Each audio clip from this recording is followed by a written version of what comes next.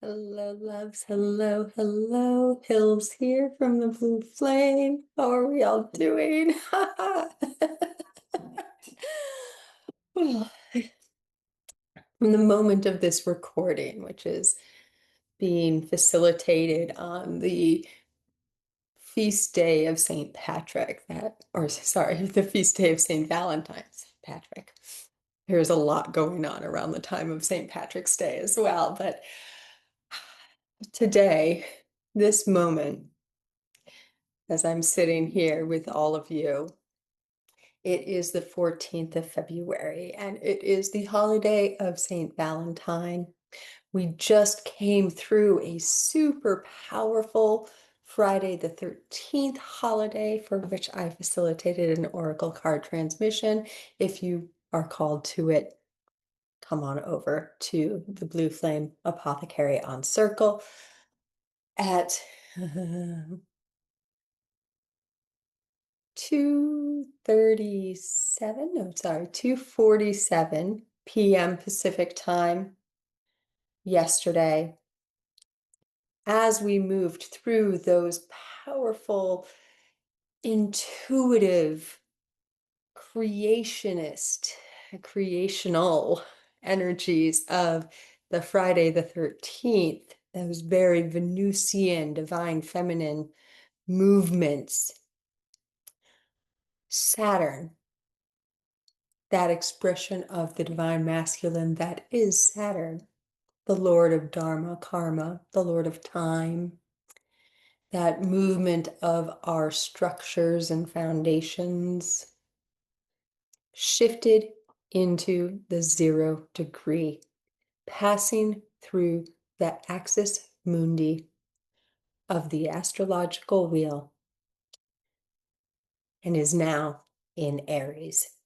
Now, the exact conjunction between Saturn and Neptune will not occur until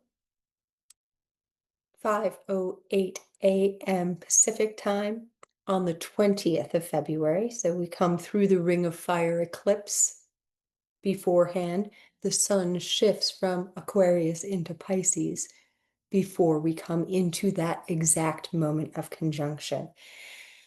The exact conjunction, now Saturn and Neptune both move from our perspective relatively slowly, right? So the actual conjunction lasts by almost minute for a full, close to anyways, 24-hour period of time, and by degree is already in effect and carries us to the total lunar eclipse on March 3rd, when Saturn will shift into the single digit, the 1 degree, moving through that void point of the axis mundi into the 1st degree of Aries and leaving Neptune for the time being at that 0 point. What we've come here to talk about today is the energies of this coming week. So we come out of, in effect, the grand purgation. We're shedding the last vestiges of the skin, anything that remains from the old state of being. Even now, continuing on as Saturn has come into that Z point to carry us through until we come through the Z point that is the new moon. The new moon, that ring of fire eclipse, peaks at 4:01 a.m. Pacific time on the 17th. So this cycle, this movement that we're in now, where we find Saturn already having passed through that karmic completion point and beginning to root down at the axis mundi, taking center stage, as it were, at the 0 point of Aries. we are still in the year of the snake, technically. And as we move on Tuesday, the 17th of February, into that ring of fire eclipse, into that new moon, into the year of the fire horse, we allow anything and everything that does not serve as we move into the new to be alchemized away as we pass through the ring of fire. Now, there is a couple of pieces that we really want to talk about today with regard to this ring of fire eclipse. The first is it is only going to be visible in the southernmost part of the globe, really Antarctica. It's an eclipse of ring of fire for a bunch of penguins is one of the ways that I've heard it put, which I really love. So really it's Antarctica, the tiniest tip of Chile. It's a very small portion of our globe.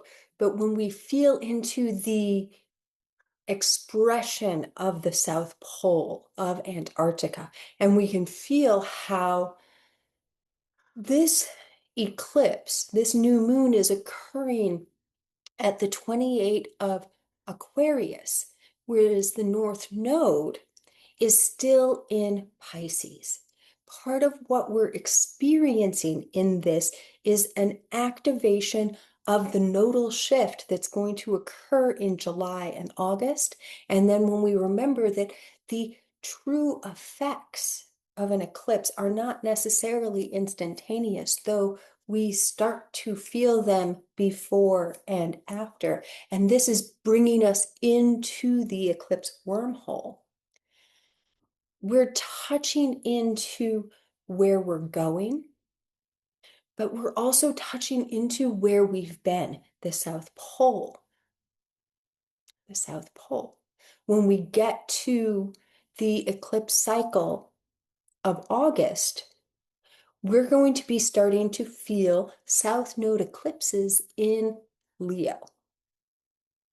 So we're really playing with, as we jump through and in through the ring of fire and into this eclipse wormhole, we're really playing with, we're invited to envisage, to understand that this ring of fire is violet blue flame. It is purifying, it is cleansing, and it's us riding on top of the fire horse, leaping through. And as we do, we can allow that fire, that flame, to burn away anything that we're still holding on to with regard to stories about what we should be, who we should be, who has power over us as we come into the realm, Saturn and Neptune conjunct in Aries, of true inner authority, true connection with our divine authority within. And this is the energy that we're going to move with as well during our blue flame transmission and activation for the Aquarius new moon ring of fire solar eclipse. For those of us in the blue flame inner sanctum, there's links below if you're curious. If you want to check out the blue flame apothecary over on Circle, you can do that. Discernment is the recipe here. What can we let go of? What are we intending to let go of? Mercury is now, and became on the 11th of February, in the shadow of its retrograde. On the 11th of February, in conjunction with the North Node in Pisces, Mercury hit the point of its shadow retrograde. The retrograde itself is going to begin on the 26th of February at 22 degrees of Pisces. Mercury will come all the way back to the 8th degree of Pisces, which is where it was with the North Node on the 11th of February. As we move through this time, through these currents, we are feeling that movement. I got a question from my sister the other day. What does it mean when a planet is in the shadow of its retrograde? And the best way I could answer her, and what I'll share with you now, is when we're in the shadow retrograde leading up to the retrograde, we're really gathering all of the information that we will connect to. And with Mercury, it really is about information and communication, our expression. We're gathering all of the energy of what we're going to review. If you've ever sat down to write a paper, we'll say write a paper. It's very mercurial, very scribe, right? Before you sit down to write the paper, before you actually write the paper, a lot of times you'll make notes, little bullet points. Actually, before I come before the screen here and share these updates with you, I make all these little notes about what's happening. Sometimes I refer to them and sometimes I don't. Most of it's about getting the pen to paper so that I have it moving through my system, what it is that we're touching on. And this is the same thing with a leading into the retrograde shadow period. We connect in as we pass through all of the degrees that the planet will retrograde through in its coming retrograde season, highlighting those topics of consideration for the retrograde. Then, as the retrograde comes, we've already made contact with what it is that we're revisiting and revising. So, as we move through that retrograde, we are caught off guard by things as fully or wholly or intensely. And we can move through in a different way, more intentionally, as it were. Then, as the shadow retrograde releases and the planet, in this case Mercury, passes through those degrees once again, we cross all the T's and dot all the I's. So, in that analogy of writing a paper, the shadow retrograde moving towards the moment of retrograde is making the notes. This is the topics that we're going to touch on. It's the thesis. This is what the paper is about. The retrograde is the writing of the paper. The shadow of the retrograde releasing is the final editing, as it were, making sure that everything that needed to be said was said, making sure that we didn't miss anything. It allows us to kind of go in and make any fine tunings that need to be made. And then as we come out of that shadow retrograde, we really move into the next phase. Now, interestingly, because of the speed at which different planets and the frequency of their retrogrades, some planets spend most of the year in either retrograde or shadow of their retrograde. Pluto would be a great example of this. And if you can feel into the energy of Pluto, that it spends most of its time either in retrograde or in the shadow of its retrograde, we can really feel that underworld medicine journey that Pluto offers us energetically. Okay, I hope that aside was helpful for you as we feel into what it means that Mercury entered the shadow of its retrograde as we're coming into this ring of fire. Now, this Mercury retrograde is going to occur, like I said, in the sign of Pisces. Pisces is in some ways the era that we're emerging from, right? It's the era of let me feel how this wants to be said.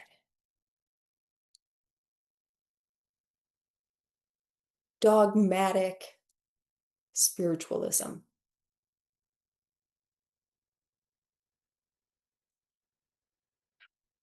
When I said that, there was an invitation for a pause. You may have noticed that. Dogmatic spiritualism. And there it was again. What do we mean by dogmatic spiritualism? Well, this is super evident in most of the spiritual traditions that have been presented to us over the last 2,000 years or more. A bit more, right?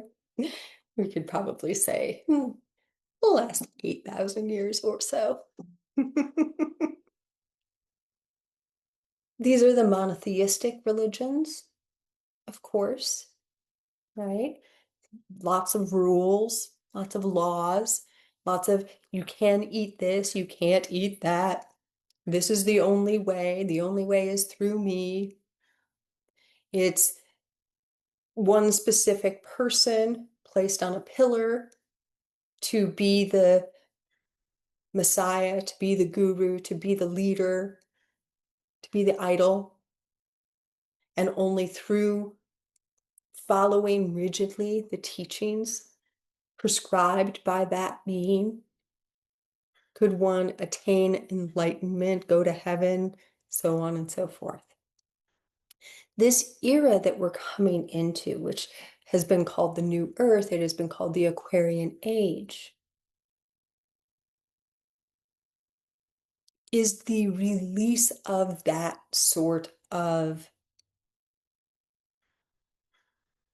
connection to the divine through another energy. Strict, regimented spiritual practices. Now, this isn't to say that you are supposed to give up your daily practice if you have a daily practice that's working for you. That said, you may find that you need to modify, that you need to come into a new relationship with those practices, and you may find some of it phasing out as we move into this new era. Part of it is connecting in with where it's your truth and where it's what someone else told you was the truth. And feeling the difference between the two. Each of us will have guides and teachers throughout all of this, right? We will each and every one of us also be guides and teachers through all of this. When we think of the energy of Aquarius, where this solar eclipse is happening, where the node, the north node, is shifting when we come into July and August, where Pluto exists right now. What we're coming into is collective, communal expressions of the divine. Finding those places and spaces where each and every one of us has something to offer, and honoring the medicine within ourselves and those that surround us. Holding space for each other's shadowed work journeys, because it is not simply for the high priest and the high priestess to go and commune with the divine. but for each and every one of us, which also means that it is for each and every one of us to go through the initiation process of spiritual alchemy, to go and do that introspective internal work that helps us connect more with the truth of who we are. There's a video, and I'll make sure it's linked below, the medicine of Pluto in Aquarius, that was recorded right when Pluto made its first ingress into Aquarius. And it really talks about this energy quite profoundly. So we come through, we leap through on the back of the fire horse, that ring of fire eclipse. And we find during that ring of fire eclipse that Venus, the planet of magnetic resonance, the attractive principle, the conductive, connective principle, is conjunct exactly the North Node. Now, when we feel into this eclipse being visible only within the South Pole, and we feel that magnetic resonance of the South Pole and the North Pole, and how from the South Pole we connect in with the entire magnetic field of Gaia, and we connect into it from that lower form. And how can we connect to that lower form? Through our lower chakras, through our creative centers, through the feminine principles, through introspection. And then here we have Venus conjunct the North Node, helping us remember that it's both poles, right? It's both poles. It's not only the feminine or only the masculine. It is working together, a unification energy. And really, when we are exploring the energies of this eclipse wormhole, it is all about the divine unification within us all. Releasing old stories of only the female can do this and only the male can do this. Only the feminine part of me can have access to the creative energy. Only the masculine energy can have access to the heights. Bringing them together and understanding that when they're united, they are both creators. They are both access points because they connect there in the heart, right? When we feel into divine union, into the sacred relationship, this is what we're connecting to. And this is the energy of this age of Aquarius that we are moving swiftly on the back of that fire horse into.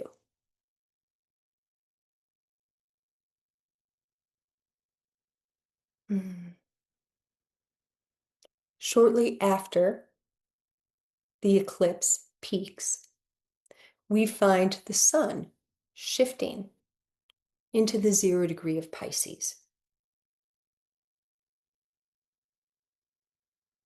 moving us into the final segment of the astrological wheel. And it's really interesting, right? We get to play with the emergence, with the golden dawning, with the new era, with that movement, that great shifting, moving into the year of the fire horse. Just as the sun moves into the final segment. So we get to play with this energy of that grand purgation that we were talking about, but we're playing with it even as we're stepping into the new, right? And through the entire journey through the eclipse wormhole, we are moving into that place, to that point where we most desire, where we connect into that magnetic creation energy, where we connect into our divinity. And we spend the entirety of the eclipse wormhole, which releases, we come out of it after that March 3rd total lunar eclipse, right? Saturn shifting into the one of Aries, and we move into the new, and then shortly thereafter we find the Aries equinox. Now, the month of March, the month of February has been wow, right? The month of March is more of the same, but kicked up a notch. We'll talk about it more in another update. But let's just say that period of time around the 16th, 17th of March is wow, as we come to the equinox. You might want to put a little pin in your calendar for that.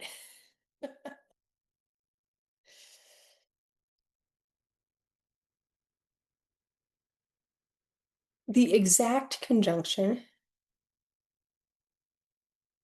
of Saturn and Neptune then occurs on the 20th and will carry us through that entire eclipse wormhole. There's a couple of points that we want to talk about before we close this update. The first is that this cosmic realignment, South Pole Ring of Fire eclipse, is making a T-square.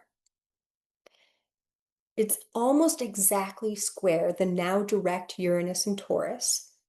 Uranus, of course, will, in April, shift back into Gemini and continue on from there, bringing us yet another step deeper into the Golden Dawn.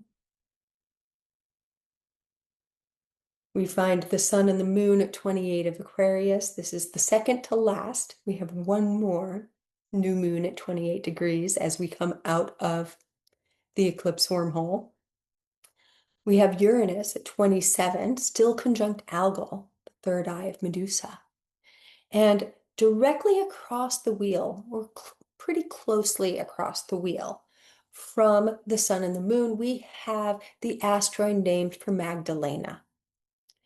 Magdalena is currently retrograde in Leo at 25 degrees. All of this energy, especially that Uranus with the sun and moon in Aquarius, because Uranus is the planet of rulership of Aquarius, is inviting us to awaken that inner knowing. There is a passage in the Gospel of Mary Magdalene where she is talking about a teaching she received from Yeshua. And the teaching that she received was that one should make no laws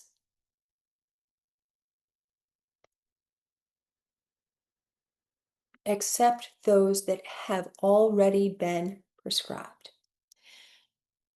What this means is very similar to something that Aleister Crowley said, which is, do what thou wilt shall be the whole of the law. And it's something that was talked about in this oracle card transmission.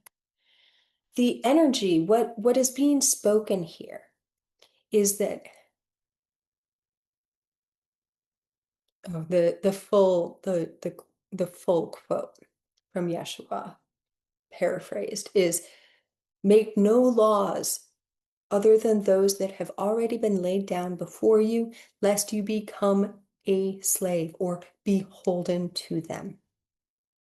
And part of the energy and this Aleister Crowley quote is a reminder. It's a deep, deep remembering of that Essenes or Cathars knowing, which is that there should be no one between yourself and the divine. And any laws or rules, and there's that dogmatic spirituality again, any laws or rules that we place between ourselves and the divine act as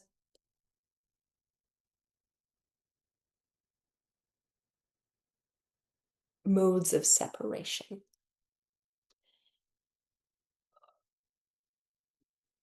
Do what thou wilt shall be the whole of the law is a reminder that each and every one of us has this unique light. And this is the medicine of Uranus.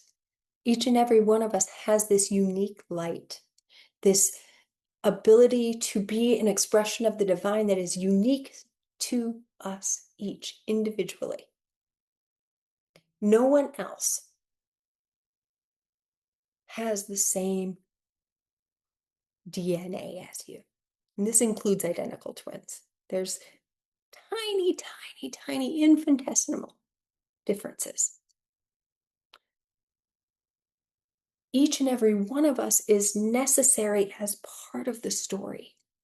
If you take and change one tiny thing in the DNA or in a computer code, it completely changes what comes out the other end. So any missing piece of the code, as it were, can change the whole thing. Coming into your unique expression of divinity is part of this Saturn-Neptune movement. It is part of the deeper truth. Allowing that which you are to shine and radiate through. And of course, like we said, there are things that for each of us will resonate. We'll find those communities, those spaces and places where we are in a bit more sync, right? Oh, my system, my body, my mitochondria, my cells prefer a vegan diet. And I found this community where we all kind of have that together. My system, my being, that thing that lights me up is going and dancing like a wild dervish at a rock concert. And we'll find those people who, and those spaces where we can commune in that way. Most of us will have lots of different spaces and places where we share our frequency.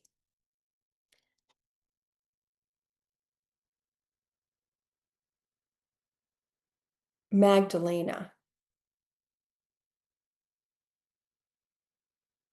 is playing in another space as well as we come into the Saturn-Neptune conjunction. There is this glorious Star of David being made. The Star of David symbol in the astrological chart occurs when there are two trines, grand trines. This one happens to be fire and air. So our consciousness and our spirit uniting, our passion. And when we remember that the thing that feeds fire is oxygen, and then we can feel into this air and fire grand trine Star of David union. Yum. So the Star of David is formed when there is a grand trine in one element and a grand trine in another element, and they're all creating sextiles because they're all in the same general degree orientation.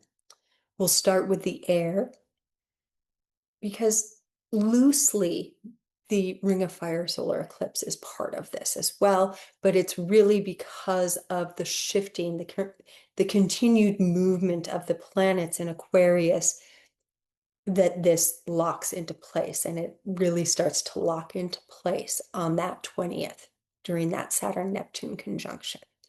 In Aquarius, the energies are Vesta, flame, passion, purpose, the Vestal Virgins, wholeness, coming into our collective purpose is part of this energy. Medusa, creative potential, reclamation of the wholeness of us all. Medusa is very connected to that Kundalini energy, and it is that serpent rising. It is that primordial feminine, sort of all of us together rising until the wisdom, the gnosis, emerges through our hearts and up through the upper chakras, and that which is embodied wisdom connects in with that which is stellar wisdom. And here we can play around with galactic disclosure, galactic channelings, galactic and interdimensional communication as well. And then we have also Shiva, foundational energy, coming into that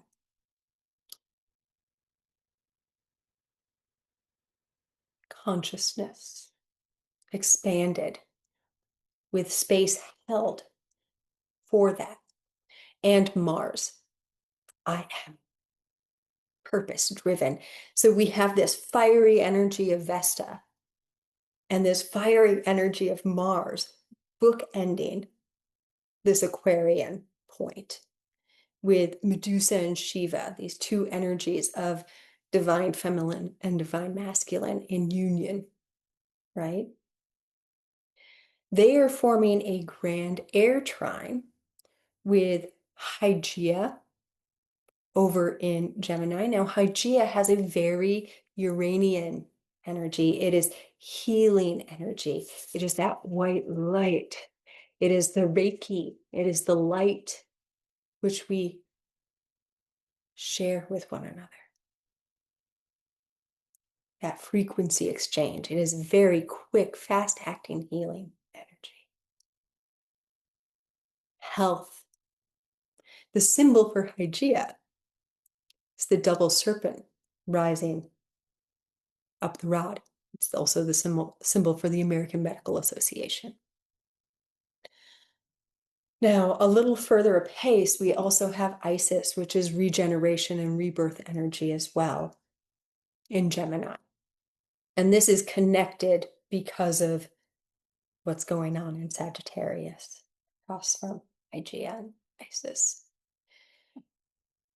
In Libra, making this trine grand, we have another fiery energy, which is Pele. This is creation energy like a volcano. When we feel into how the Hawaiian Islands and so much of our archipelago, I can't say that word right now. So many of our islands and even our continents were formed by the eruption of volcanoes and volcanic activity, and a new island is being formed in the Hawaiian structure, even as we speak, from volcanic eruptions. And the one in Hawaii is really going off still. The one on the Big Island, Kilauea. Pele connects us into that creative potential that is inherent. It is the flame, the fire can destroy, but the fire also creates. When there's a forest fire, this is the only time that morel mushrooms are available. They actually only grow from the remnants of a forest fire. So we can feel here that sometimes it is necessary to cleanse. And we can think of this also as like chaos theory, that there's creative chaos, there's Eris, and destructive chaos, wounded Eris. Eris is also part of this playground. So there we have Pele in Libra. Isa, which is one of the names for Yeshua. It is the name for Yeshua in the Quran. Isa meaning rabbi or prophet or teacher is also there. And we have Arcturus in that same location. Now, Arcturus also plays with the stellar dimension of Spica. Spica may be the brightest star in Virgo, but Spica is astrologically located at 24 degrees of Libra, putting it right there with Arcturus. And if you look at the night sky, you can see that Arcturus kind of points at Spica. The energy of Spica is more Christ consciousness. It is a hot blue-white Christ consciousness, diamond white, communal hub. It's one of those portals for creation and expression. It is bringing that. We could look at Sirius and that in that Christ consciousness vibe over in Cancer as more that Shiva or the Christos up here sort of Christ consciousness. Spica brings it more into the body. So having Arcturus and Spica at the same degree, when Arcturus is one of the portals, one of the channels through which souls travel for their earthly incarnations, makes a little bit more sense now, doesn't it? Now, of course, these stellar dimension communal hubs each have their own frequency, and those of us who have things connected to them may have more of a relationship to various ones. It could be a quote unquote Arcturian starseed or a quote unquote Spican starseed. Although, if you have something there at that 24-ish of Libra, you probably have a pretty strong connection to them both.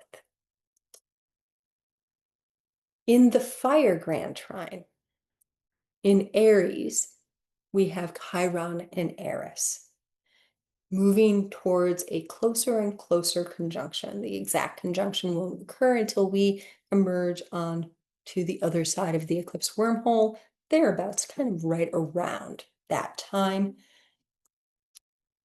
And they are working with, of course, Magdalena. Chiron in Aries has been helping us to reclaim the I am, to release old stories of, if I'm my true self, I will be abandoned. And as we have been moving for these many years now through Chiron and Aries, we have been clearing out the wound of abandonment, of separation, and coming more fully into the embodiment of the truth of I am.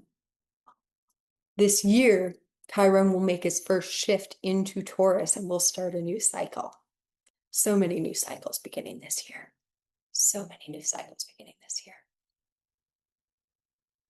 Eris, in this union, in this conjunction with Chiron, we've been playing with that energy most of 2025 and will continue to play with it for the next month or so.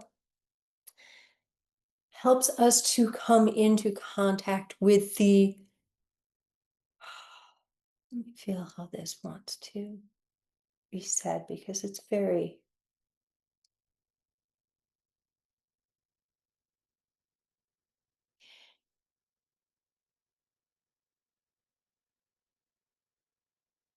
there is an energy within Eris of indignation, of righteous indignation. This is the shadow of Eris. It is the I will not stand for inequality. I will not stand for someone being left out.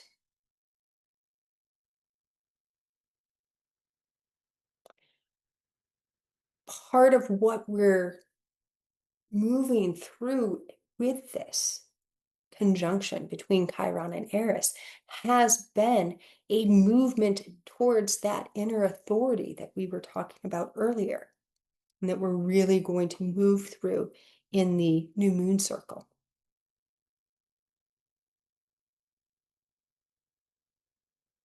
We are reconnecting to the truth that we, each and every one of us, has the capacity to create, and in fact has been creating. Whether we're creating from a place of wound, of pain, of fear, or a place of love, is what we're talking about here. So we can release those old stories that I will not be long anymore if I express myself wholly and truly, and then start creating from that place of who I truly am. And here we feel that Magdalena energy in Leo moving retrograde in a very tight trine to them, also opposite the sun and moon during the Ring of Fire eclipse. And we can feel how we're moving the needle. We're turning the wheel.